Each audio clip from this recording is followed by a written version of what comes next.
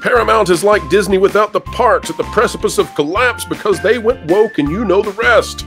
Now they're diving headfirst into more controversy, this time with one of their shows for Nickelodeon. It's the Fairly Oddparents, now with a twist, a spin, a shift, the same kind of thing you've seen so many times over and over again. Is Paramount, though, digging their grave ever deeper?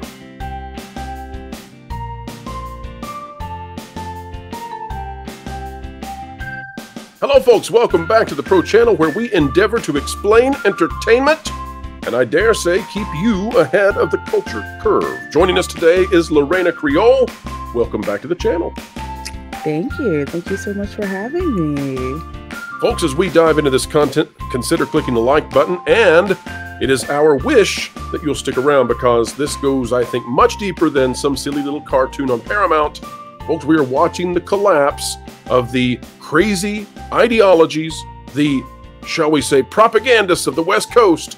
They are toast. Here it is. Nickelodeon unveils trailer for Fairly Oddparents spinoff, A New Wish. And we have an update here. This is out of Deadline. It's by Lynette Rice. The update, very small.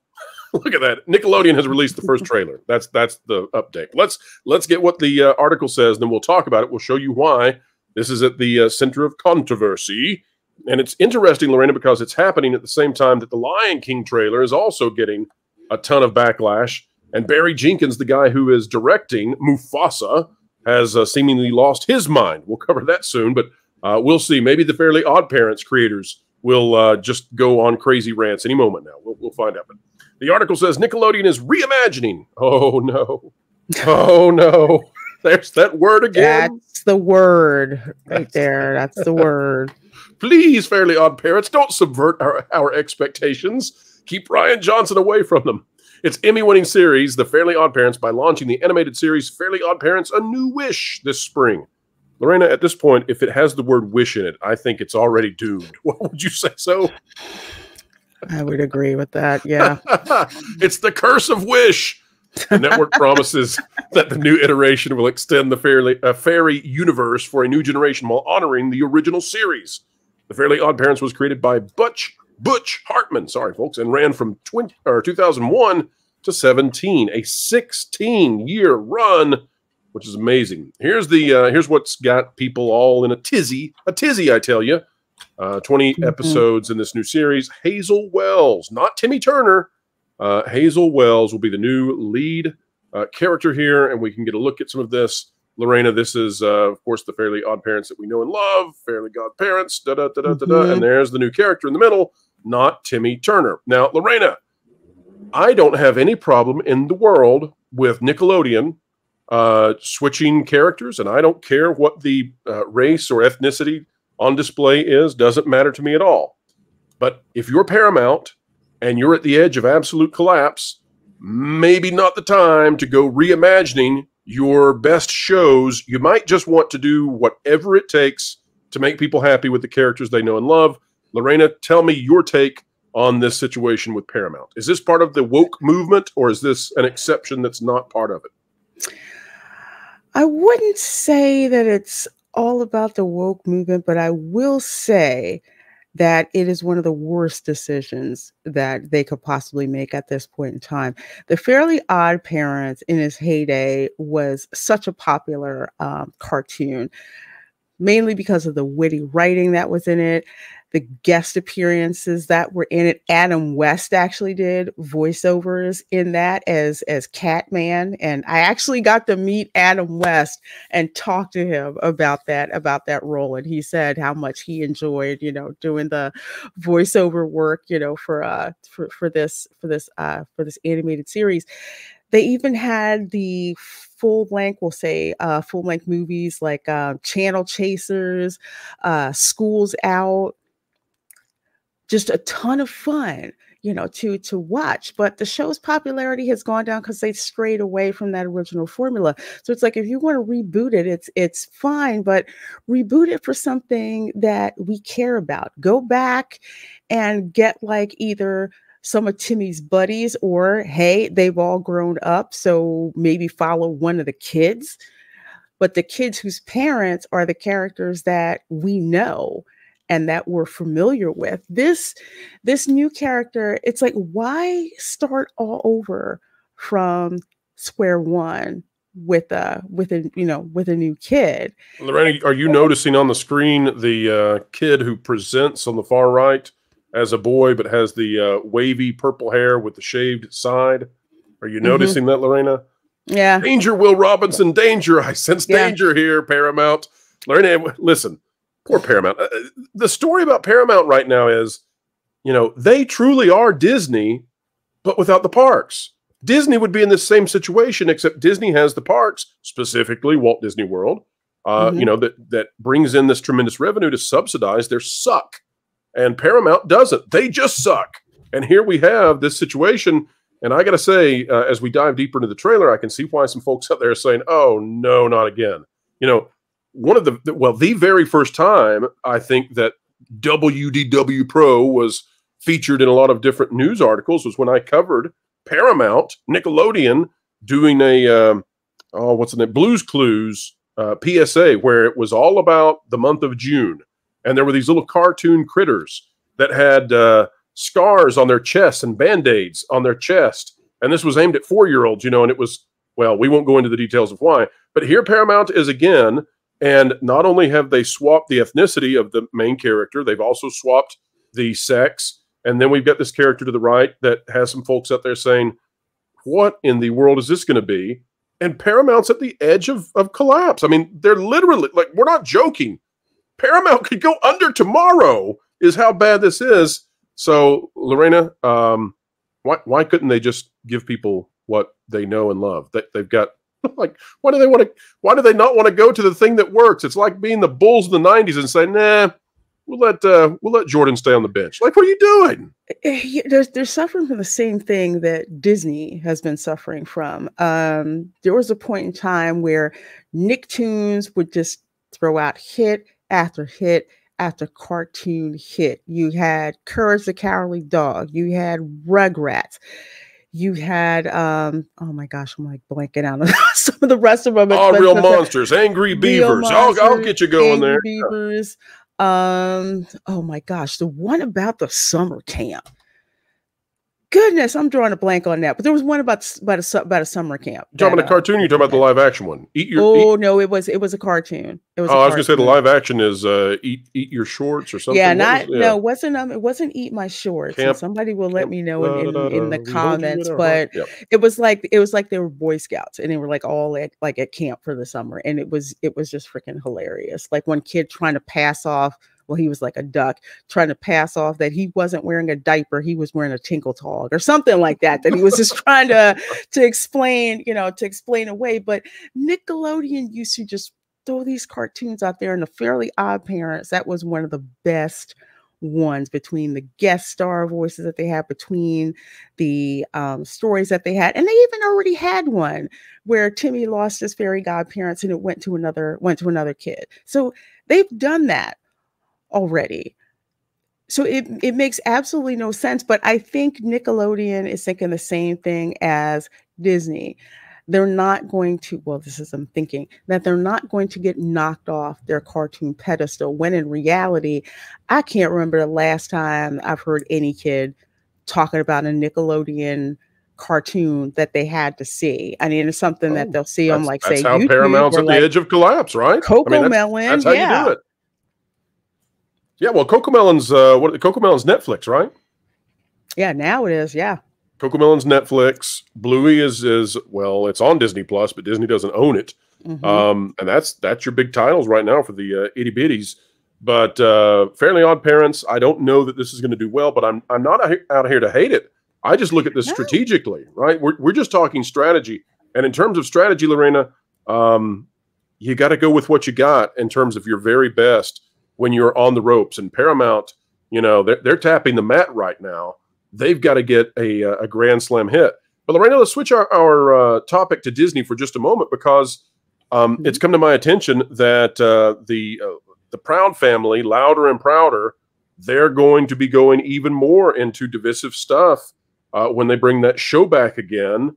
And someone just sent me earlier today some job listings for that show. and it's not looking good. Whereas Paramount is at the edge of collapse, Disney is not yet there. But I would say, Lorena, that Disney wants to do a soft reset with the moderates and with the right, and make it seem like they're playing a little bit more fairly with the entire spectrum of society. But what I'm hearing is that there is no stopping this push. There is no lowering the noise when it comes to the divisive kind of content that we've seen out of Reimagine Tomorrow. So, Lorena, do you think that Disney, as big as they are, could they face a Paramount situation in the future if the parks begin to suffer as a result of overusing them and raising the ticket prices and driving away customers? Absolutely. And there's cracks of it that I can see at the parks. For example, merchandise not selling, merchandise selling for like 40, 50% off in places that I've never, that I've never seen it. When's the last time you went to the parks, Lorena? Monday. So we need your help, Lorena, because I have been looking at various statistics. We talked about it on this channel. I think the parks are going to be empty for the entire month of May. I need you to help me verify that. So I'm looking forward to finding out if that comes true. But Lorena, if the parks suffer, the parks are that which subsidize all of this suckage that Disney does. Do you think that trailers such as Mufasa, do you think that the issues with their Disney Plus shows, I'm thinking about The Acolyte, do you think that's driving them in the direction of Paramount, or do you think that Disney is too big to fail? I think no company is too big to fail. I really think they're going to wind up going the same way as Paramount. And that showdown that we saw for the shareholders meeting, like last month or so, you're going to see a repeat of that coming back up, but on steroids. Well, this Tuesday is going to be very interesting because we've got another shareholders meeting out of Disney. They have set the meeting at 7 a.m. Eastern time, which, by the way, that is 4 a.m. their time in Burbank. So that is really something. And it begets the question of, why are they doing that strategically? Do they think that they have a tremendous earnings call coming up and that they want to be ahead of the bell? Or is it bad enough that they're trying to put this when nobody else will be awake and sort of break people having a strong reaction because everybody's still asleep? I don't know the answer to that, but surely it can't be anything like what Paramount did, where they had like a 9-minute shareholders meeting. I heard 9 minutes and switched, no questions answered, nothing, and went to Mission Impossible music.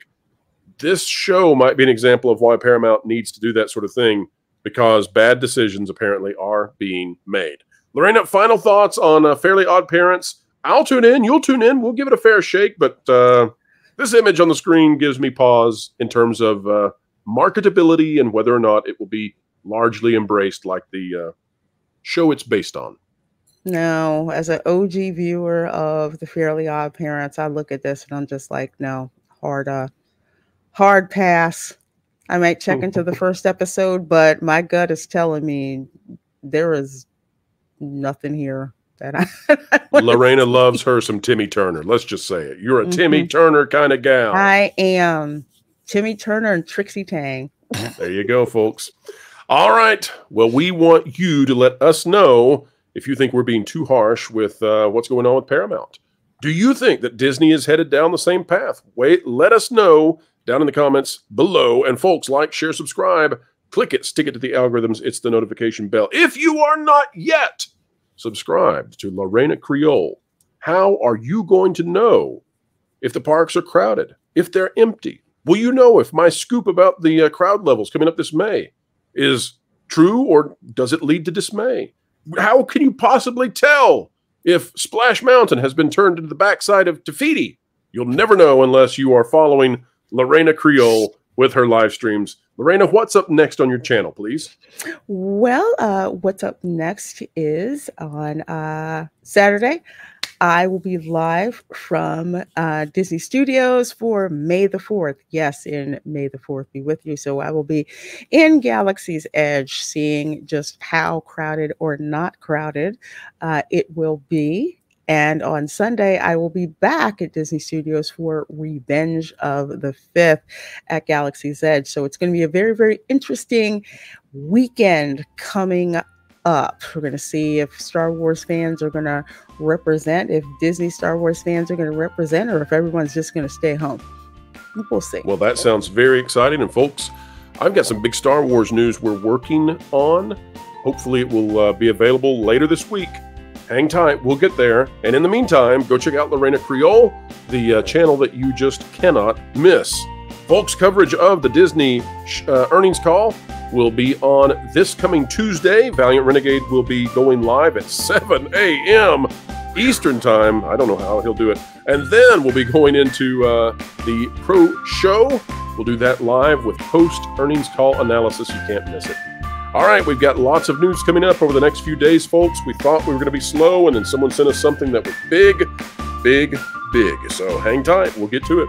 Wherever you are and whatever you're doing, keep learning, keep growing, and as always, keep having fun.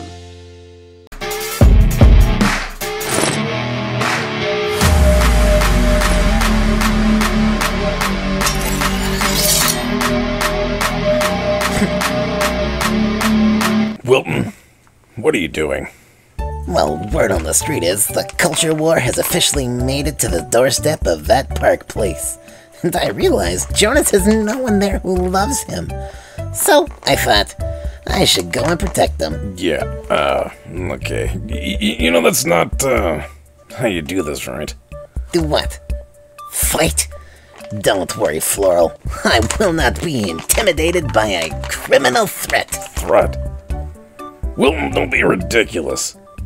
What does it matter to me? I have only one life to lose. I mean, I totally expected you to die walking into traffic, but, they may take our lives, but they'll never take our freedom! Okay, just stop. Ugh. This is just nonsense.